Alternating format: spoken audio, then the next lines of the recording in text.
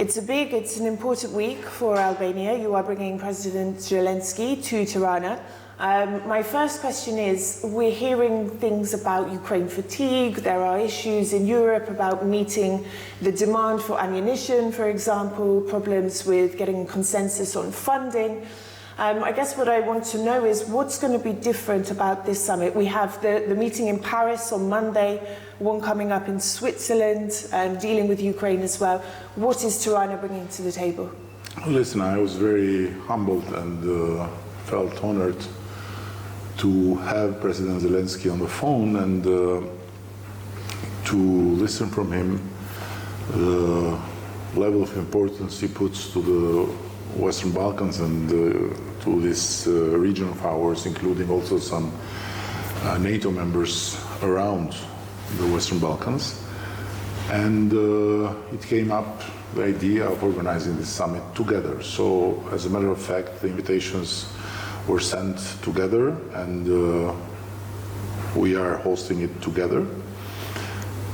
And of course, in this part of the world, of the democratic world, there are no issues about supporting Ukraine, about standing for its territorial integrity, and also there are no issues, I guess, about understanding that Ukraine is not just making its own fight, it's making a fight that is defining for a lot more than Ukraine. So all you mentioned are true and concerning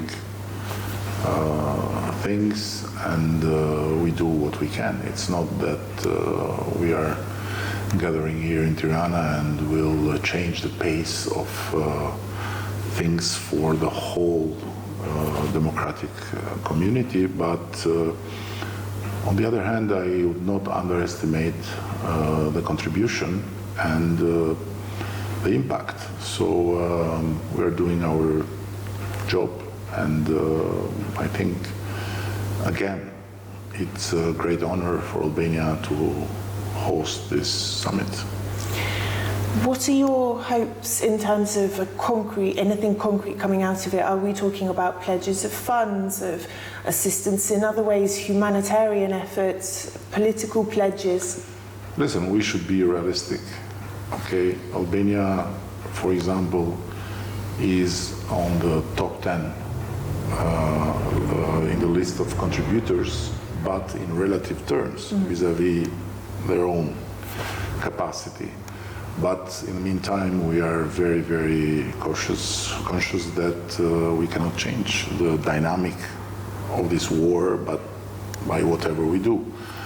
But this being said, nevertheless, it's important that everyone does its part, and maybe looking to our countries, Montenegro, North Macedonia, even, Croatia or Serbia or Bulgaria. Serbia is part of it, of course. Bosnia, that are together and are supporting and are in full solidarity with Ukraine, will tell something to the bigger and richer guys. And the pledges are there, the engagement is there, but I'm not sure that the excuse for all these delays and for all these constraints can stand for much longer. Everyone has to deliver. It's a chance for the region to lead by example in some ways. Without being pretentious and without thinking to lecture anyone or to kind of show anyone how things are done, but simply doing our part. I have a question about Kosovo. Now, Kosovo has been very vocal in its support for Ukraine, but Ukraine has said it is not going to recognize Kosovo. Is this something you might broach with Zelensky during his visit? Listen, the great thing about what Kosovo is doing is that Kosovo is being loyal to its own values, and this honors Kosovo, and this is not trade-off for Kosovo is just doing the right thing for first and foremost its own self in terms of, as I said, being loyal to its values. And then, of course, you know, the way towards the recognition by Ukraine is a longer one, is a longer shot. But it's good that Kosovo will be present. President Osmani has answered very quickly the invitation, and we'll be all together there. And despite the differences, despite the complicated issues among one or the other around the table, everyone is there with Ukraine for something that connects each and everyone in different ways. Now, over the course of the 2 days and the two different events, is there going to be a chance for Kosovo and Serbia to sit at a table, do you think? In one way, it's a way to practically, especially through the second day, the summit with the EU about the New World Plan, to sit together by putting aside what is bilateral and what is thorny in terms of the political disagreements, and by joining each other in what is common, because this New Growth Plan has a virtue to be conditioned, and to be conditioned by many things that are different from one country and the other. They have to deliver. There is no free lunch with the European Union. There is free lunch in Albania, but there is no free lunch in EU. So you have to fulfill conditions, and one condition that is impossible to separate from the whole path of the New Growth Plan is to deliver in every step when it comes to neighborly relations, not just politically, but first and foremost in terms of the free movements. So you can't ask to get more from Europe and more space in the European single market if you are not able to behave like a European state here and to open your borders for everyone. So this is what Kosovo and Serbia should and have to do. Otherwise, they'll not get what is theirs in the New Growth Plan. And as for the summit on the second day, the EU Western Balkan type summit, what is your core aim for this? What do you want to come out of this? To make clarity, it's a joint work.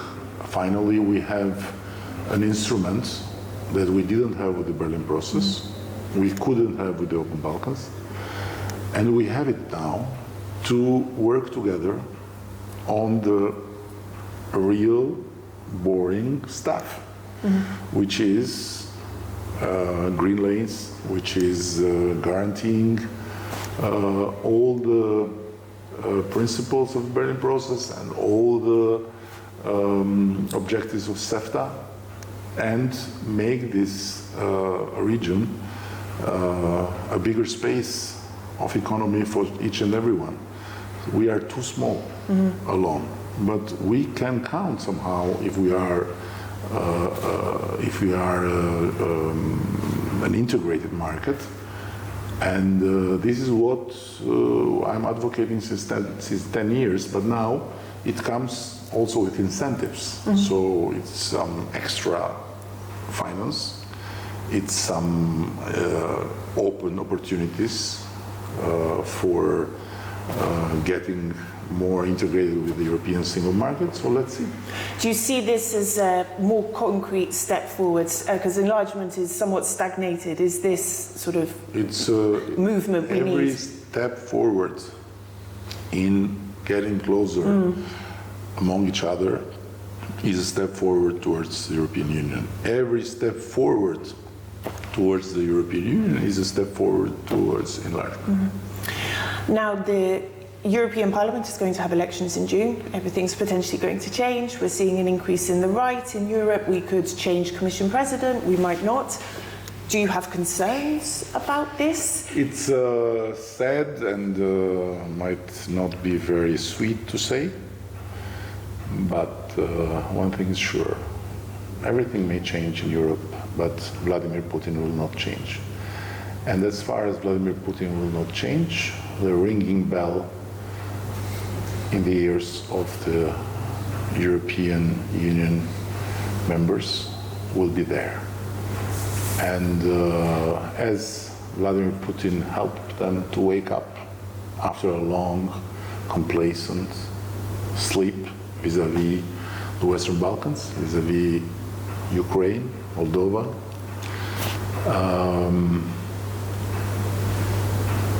it's somehow the collateral good effect of this nightmare.